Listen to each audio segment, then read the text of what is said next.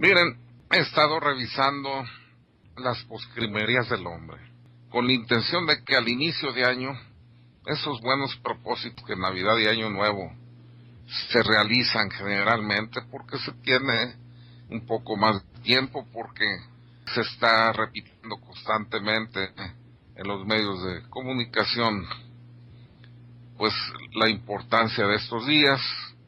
Yo he querido tocar estos temas por la relevancia que tiene siempre estar meditando en nuestros destinos eternos.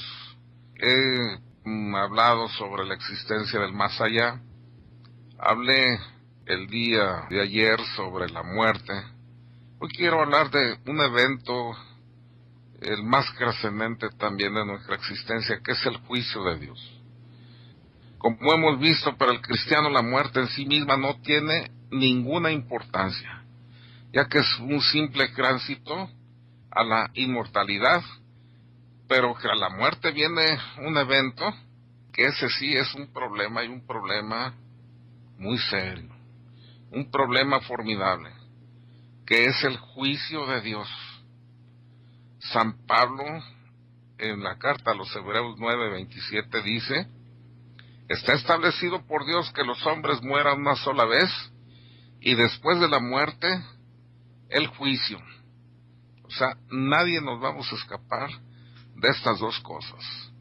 De la muerte, o sea, eso es irrefutable, es algo ciertísimo, que todos estamos de acuerdo que vamos a vivir ese evento, pero tras de esto, dice San Pablo, viene el juicio. Tras la muerte, el juicio. Y se muere una sola vez, eso también lo pone de relevancia, o sea que no hay reencarnación, sino que en una sola carta nos jugamos la eternidad. Por eso yo les hablaba, creo, el día de ayer, de que en una ocasión le dijeron a Santo Tomás de Aquino, le preguntó un fraile: oiga, Padre Tomás, ¿le teme usted a la muerte? Y él contestó: no, la muerte no me preocupa para nada, pero lo que me hace estremecer y me preocupa sobremanera es el juicio, ya que después de morir tengo que pasar por la aduana de Dios, y por ella no pasa sin ser revisado hasta el más pequeño acto que yo haya cometido en la vida. Bueno, pues estas palabras hay que hacerlas nuestras, porque todos universalmente estamos en el mismo caso. Todos vamos a ser juzgados por Cristo. Y ahí, ante su mirada, nos vamos a dar cuenta que no se escapa nada, así como lo dijo Santo Tomás de Aquino. Hay dos juicios. El primero que recibimos es el juicio particular a que se refirió en la cita de Hebreos 9:27 San Pablo, en donde, como leí, dice que está establecido por Dios que los hombres mueran una sola vez, y después de la muerte el juicio. O sea, después de la muerte real, viene el juicio. Nadie escapamos de esto. Bien, entonces hay ese juicio primero y hay otro, el juicio universal. Y la razón de que existan estos dos juicios, Santo Tomás de Aquino lo reflexiona de esta manera. Dice que el individuo es una persona particular, por eso le corresponde un juicio particular, juicio personal. Va a ser juzgado por mis faltas, por mis virtudes, no por las del vecino. No, es un juicio particular, personal. Pero además de ser un individuo, una persona, soy miembro de una sociedad a la que probablemente o escandalicé con mis pecados, o al revés, a lo mejor influí en esta sociedad provechosamente. Por eso tiene que pasar todo mundo por un juicio universal, público y solemne, para ahí, a la luz de todo el mundo públicamente, está recibiendo premio o castigo según hayan sido los actos de mi vida. Pues fuerte también pero si se dan cuenta, el primer juicio, sin ser tan solemne, sin ser pues tan impactante, ¿verdad?, como va a ser el juicio universal. Imagínense, antes del juicio, convocados con voz de trompeta por Cristo, levantándose del polvo y de sus tumbas, los que ya yacen ahí, porque ya pasaron a la otra vida y ya fueron juzgados, recibieron su juicio particular, ya están en el cielo, en el infierno, en el purgatorio, terminando ahí de purgar su pena, y ahí con el juicio universal todo ya queda en su lugar, cielo, infierno. Pues qué espectacular momento, pero así todo, el importante, el más trascendente es el juicio particular, porque ahí se definen nuestros destinos por toda la eternidad. Y estamos hablando de que cada persona va a tener dos juicios: el juicio particular, que viene inmediatamente después de la muerte real, no la clínica sino la real, cuando se desprende el alma del cuerpo, y el juicio universal, cuando después que dije de un evento espectacular como nunca se ha dado, seamos convocados a levantarnos del polvo, los que ya pasamos la mejor vida, a recibir públicamente nuestro premio o nuestro castigo. Pues el juicio universal va a ser mucho más solemne, mucho más aparatoso, pero desde luego tiene muchísima menos importancia que el juicio particular, ya que, como decía, en este juicio se determina nuestra eternidad, ahí se deciden nuestros destinos eternos. Y ahora, para hablar de este juicio privado particular, hay que plantearnos cómo va a ser, formulándonos 5 preguntas. Primero, ¿cuándo se celebra este juicio particular? Segunda pregunta, ¿quiénes van a ser juzgados? Tercera pregunta, ¿dónde y cómo se celebra el juicio particular? Cuarta pregunta, ¿cuánto tiempo va a durar este juicio particular? Y la quinta y última pregunta, ¿qué veremos en ese corto espacio de tiempo? Miren, qué importante que nos cuestionemos todas estas cosas a que me he referido, pero que lo hagamos teniendo una directriz, una base, como lo que estamos ahorita haciendo. La primera pregunta que nos planteábamos, ¿cuándo se celebra el juicio particular? Bueno, se celebra el juicio particular inmediatamente después de la muerte real. Y hay una cosa, ya que toco este tema, para que tenga un aprovechamiento más amplio. ¿Qué hacer cuando la persona acaba de morir? A veces como que la gente ahí ya afloja la tensión y deja ahí al muerto, se retira, unos a llorar, otros a platicar. No, espérate, es el momento de la muerte clínica, pero donde se viene la lucha más encarnizada para la salvación y para la perdición del alma. El chancla se va a aventar con todo y va a lanzar un triple ataque.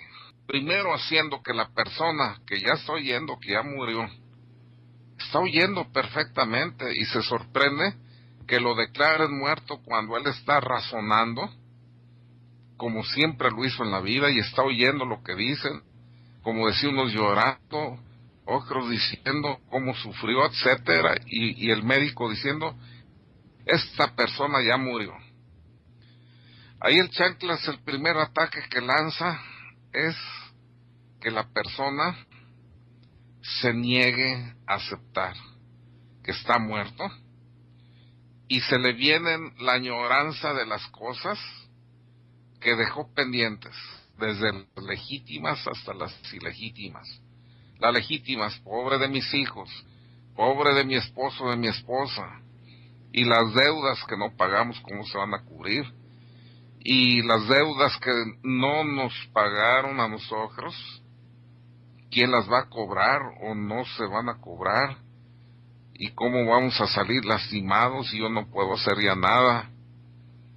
Perderte en ese tipo de pensamientos. Y estoy hablando de cosas legítimas. Las ilegítimas, los pecados no consumados, pero que fueron acariciados con deseo de cometerlos. Yo tuve un joven que se accidentó. Yo les prohibía que se subieran a los transportes de material, pero estos, para salir rápido de la obra, se subieron a un camión cargado de piedra. Se volcó desgraciadamente el camión, le cayó toda la piedra, parte de la piedra, a este muchacho, cubriéndolo parcialmente.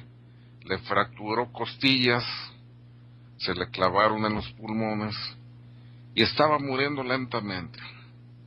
Tardó la ambulancia en llegar porque era una obra foránea. Pero mientras tanto, las cosas que me dicen que él meditaba o de las que hablaba eran estas. Híjole, con este accidente, y no vamos a ir a donde habíamos quedado, como era sábado, día en que rayan, se llevan sus centavitos y se van a descansar a sus casas. Habían determinado ir los compañeros ahí de trabajo a un lugar de pecado. Esto es algo que utiliza el chanclas. Te pone la añoranza de las cosas legítimas, ya dije en qué consisten, que vas a dejar a seres queridos y muchas cosas irresueltas, y también las ilegítimas, los pecados que acariciaste y no consumaste. ¡Qué terrible!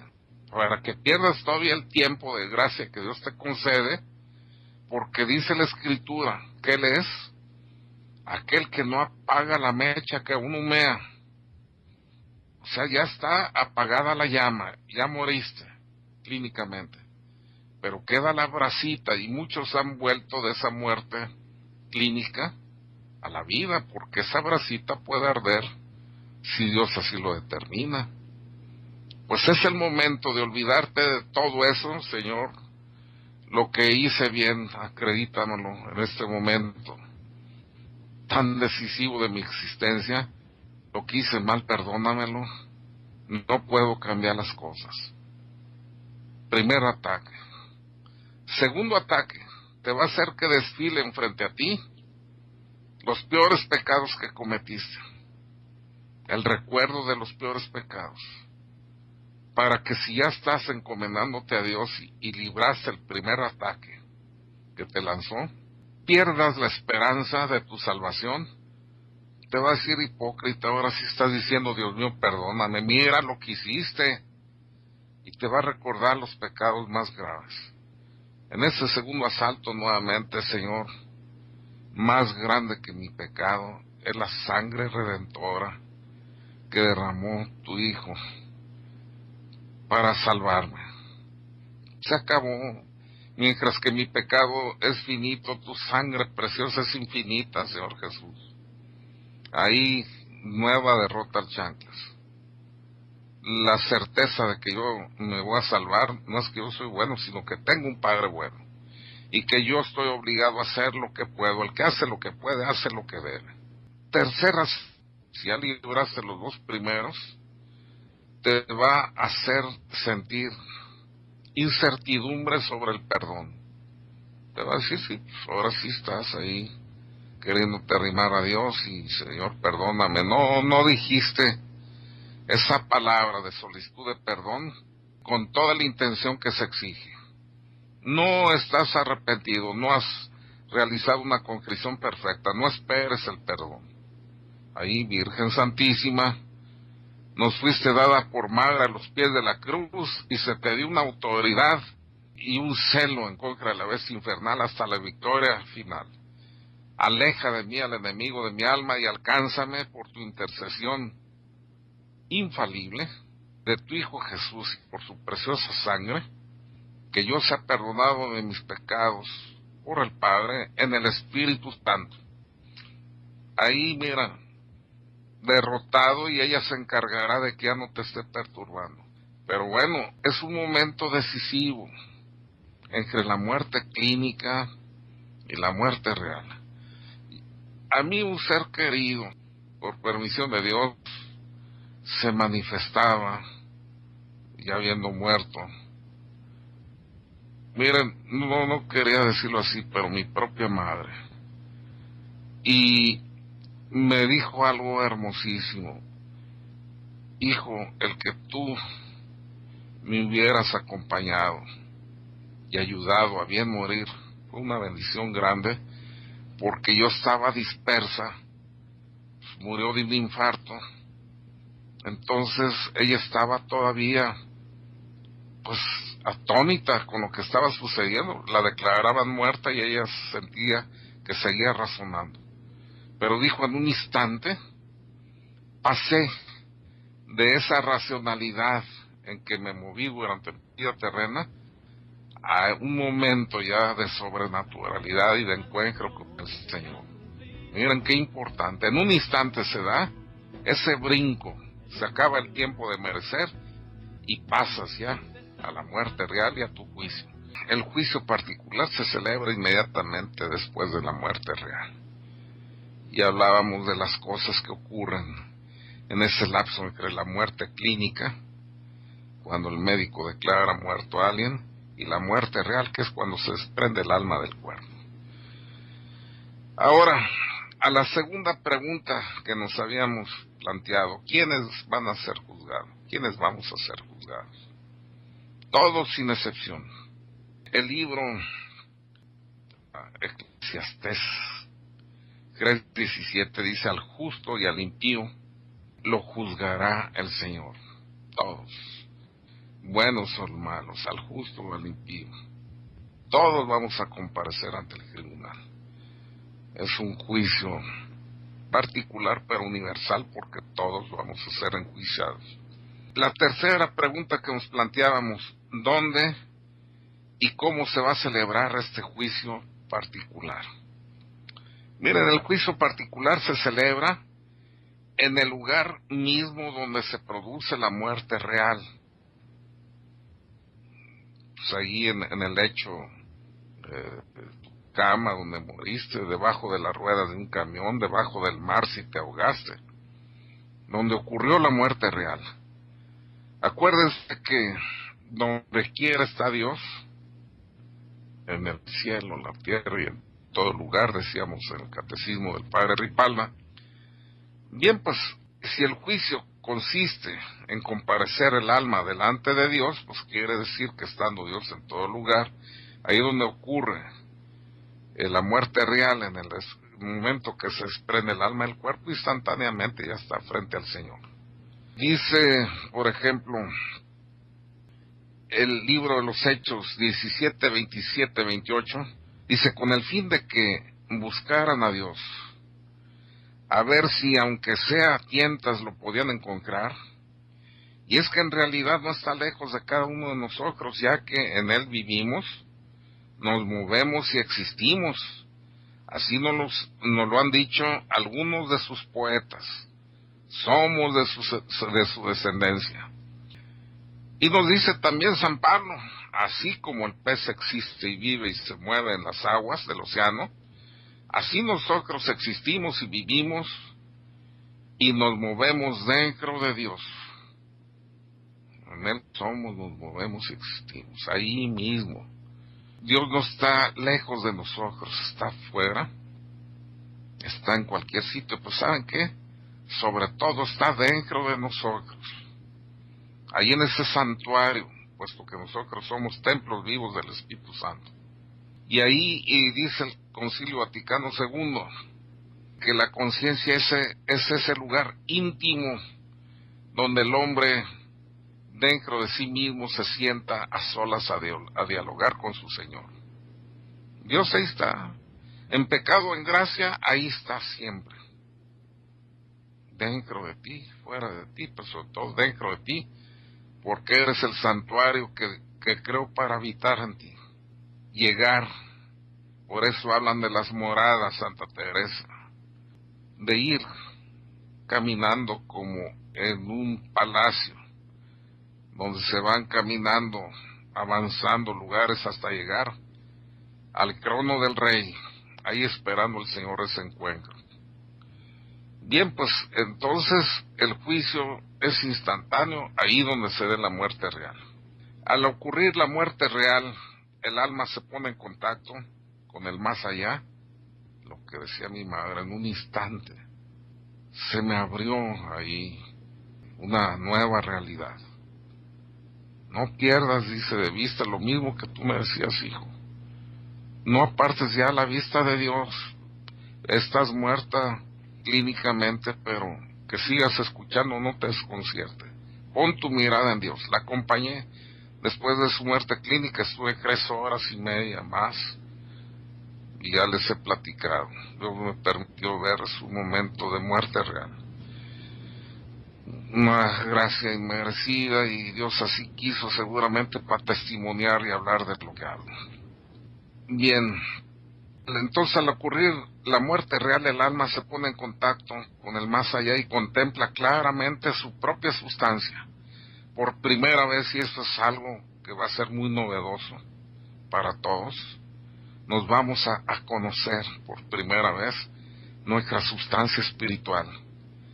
Nos vamos a ver a nosotros mismos como cuando nos vemos reflejados en un espejo, y al mismo tiempo contemplamos dentro de esta naturaleza espiritual, dentro de ella misma, de nuestra esencia espiritual, todo cuanto hemos hecho en la tierra, y veremos también claramente que Dios siempre nos estuvo mirando. Va a ser impactante esto. Nos vamos a sentir como prisioneros de Dios bajo su mirada, y vamos a entender que no escapó nada de lo que realizamos.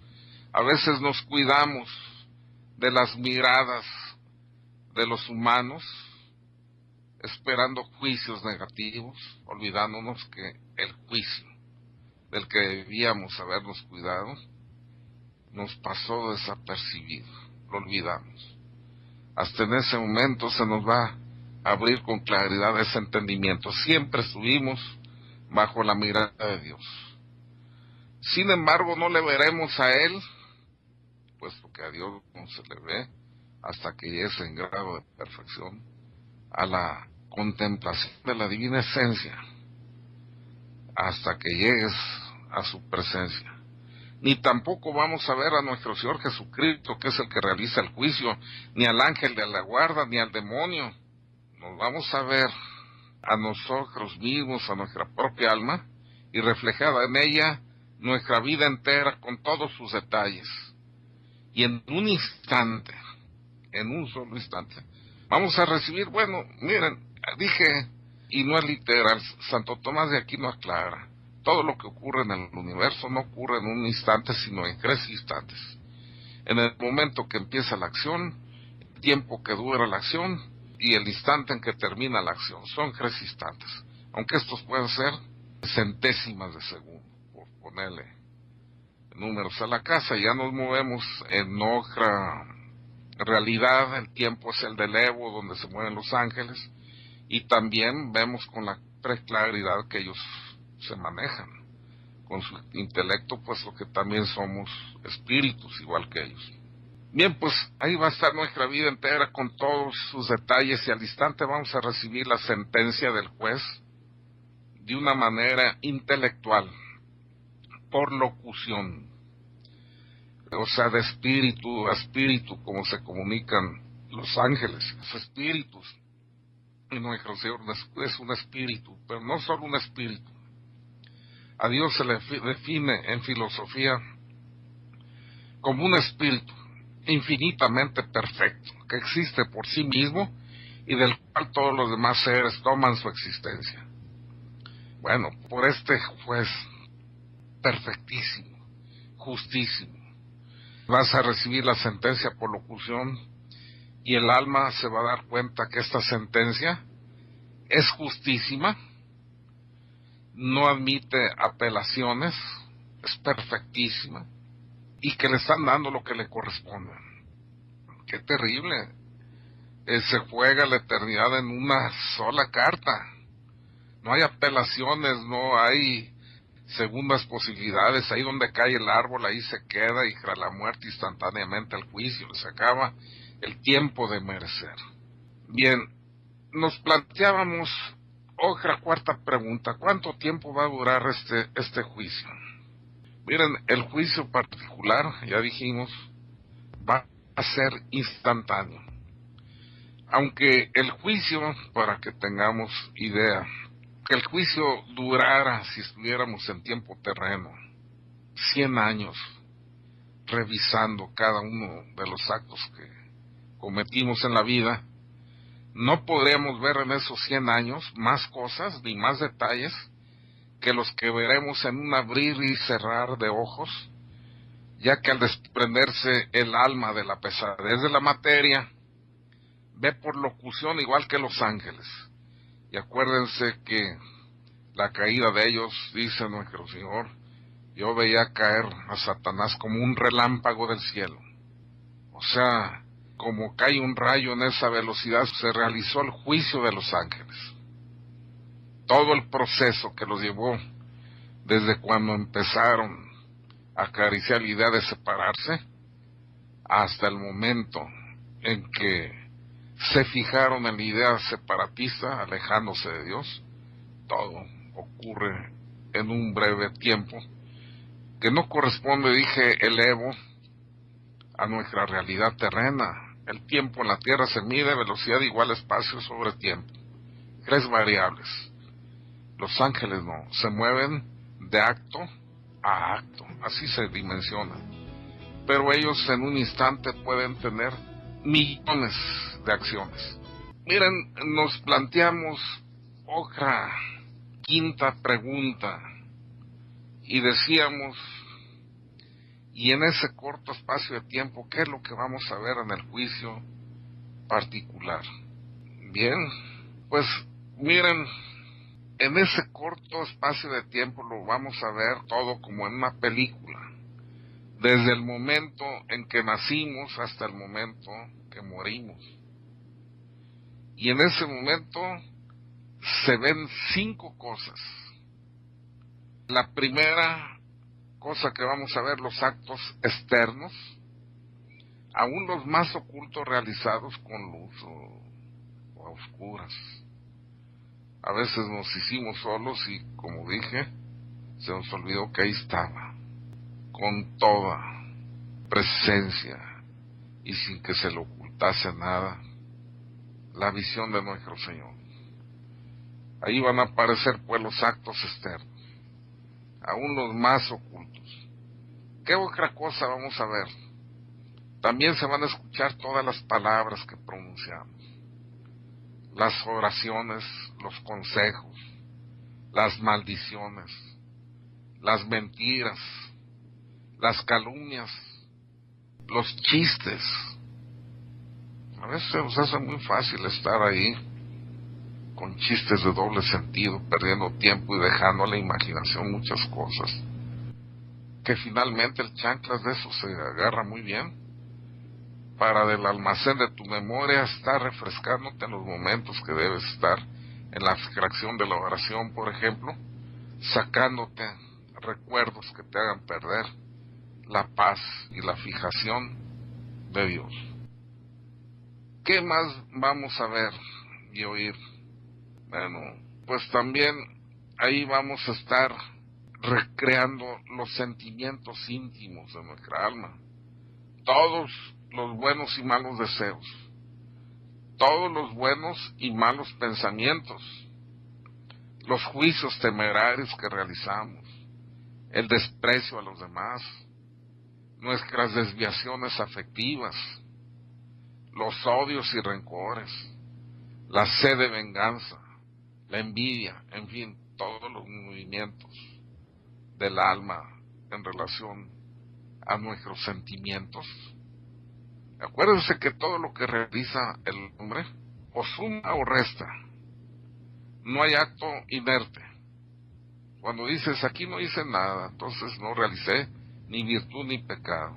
Espérate, hermano. Las omisiones también cuentan. O sea, si omitiste ir al pecado es virtud, pero si omitiste hacer el bien pudiéndolo hacer, pues estás pecando, y gravemente si fue contra la caridad. Pues todos esos deseos, esos movimientos interiores del alma van a aparecer. Entonces no solo los actos, no solo las palabras, también los pensamientos y deseos. ¿Qué otra cosa va a aparecer en el juicio particular? Lo que no hemos hecho habiéndolo debido hacer, por ejemplo, no ir a misa, no cumplir con el ayuno y la abstinencia, el no corregir a los hijos o al prójimo, la corrección fraterna. ¿Cuántas personas no hubieran cometido hasta faltas graves si a tiempo se les hubiera enseñado el buen camino, se les hubiera corregido? Mucha gente que cometió grandes delitos empezó por laxar su conciencia, por no haber tenido una formación, una buena orientación.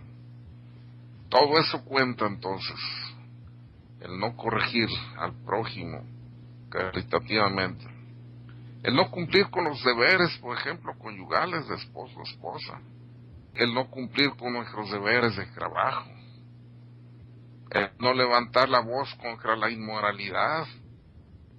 Oye, yo lo que siempre he dicho, legislan unos cuantos en una Cámara de Diputados o Senadores, y las grandes masas formadas por millones callamos, y luego nos quejamos diciendo, ¿pero por qué legislaron eso? Pues ¿por qué no levantaste la voz? Fijan, las omisiones también van a aparecer en nuestra cuenta personal, y a veces en forma muy grave. Dice la Escritura que el que está en la atalaya, o sea, los judíos levantaban una torre alta con dos objetivos: para ver dónde se escondían las zorras que hacían sus madrigueras, haciendo hoyos y echando a perder los terrenos de cultivo, o también para ver cuando venía el enemigo y da la voz de alerta. Y dice la palabra de Dios que el que está en la atalaya tiene una visión mejor, más amplia que los demás. Si no da la voz de alerta cuando viene el enemigo, le van a ser imputados a él todos los que hayan sido pasados a espada por el enemigo. Miren qué grave es no denunciar a tiempo. Yo por eso, cuando todo mundo calla respecto al chanclas, ustedes son testigos cómo levanto la voz para que cuando comparezca ante el tribunal de Dios, Señor, pues me diste experiencia en esa área, me diste muchas posibilidades de asomarse y ver qué es lo que sucede y cómo están lastimando a nuestros hermanos bautizados. Así yo les he platicado cómo me di un agarrón por radio ahí en Televisa Radio, una vez que se presentó una angelóloga, y yo le dije eso: no esté engañando a mis hermanos bautizados. Usted dice que los ángeles en sintonía de Dios y que pones una vela dorada, que pones una vela morada, y pura de esa. Le dije, usted es satánica.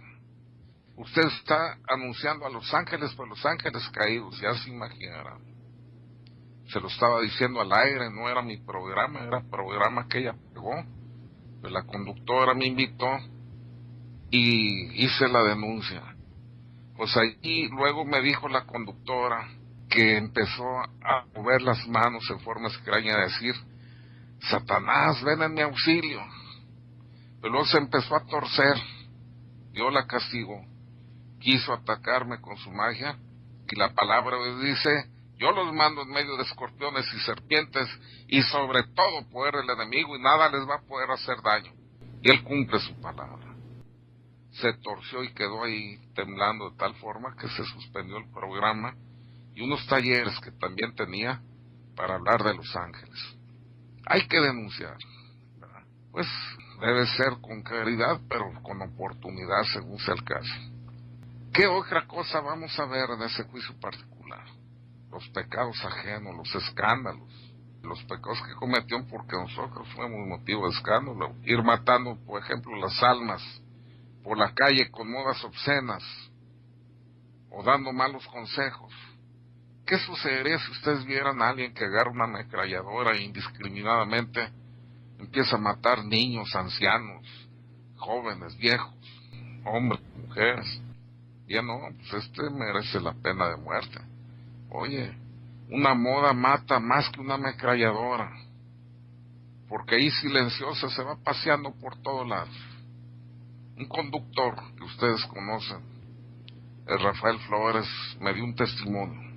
Dice que en un templo llegó a una misa de 15 años, una señorita tan mal vestida, o desvestida a la moda, como ustedes lo quieren mencionar, y se sentó en medio de la banca que él estaba, y del otro lado había otro señor, que cuando llegó la hora de la comunión se quiso levantar a ir a la fila de la comunión, y el señor que quedaba hacia el centro del templo le dijo: señorita, ¿va a comulgar? Dijo: sí, señor. Pues mire, les recomiendo que no comulgue, porque yo también iba a comulgar, y por el pecado que usted me llevó con sus modas a cometer en este momento, no lo voy a hacer. Entonces no comulgue, les recomiendo. Qué terrible. Bien, pues ahí las modas, ¿verdad?, también matan las almas peor que una ametralladora, y con consecuencias peores porque matan el alma. Y no olvidemos que quien nos va a juzgar es aquel que por nuestra causa murió y fue crucificado en el Calvario. Recuérdense qué pasó con José el Soñador cuando sus hermanos se presentaron a comprar alimentos porque morían de hambre. José dijo a sus hermanos, dice el Génesis 45:3, yo soy José, ¿vive todavía mi padre? Sus hermanos no pudieron responderle, pues estaban asustados ante él, al saber que lo habían vendido y que tenía en su mano el poder para condenarlos a muerte.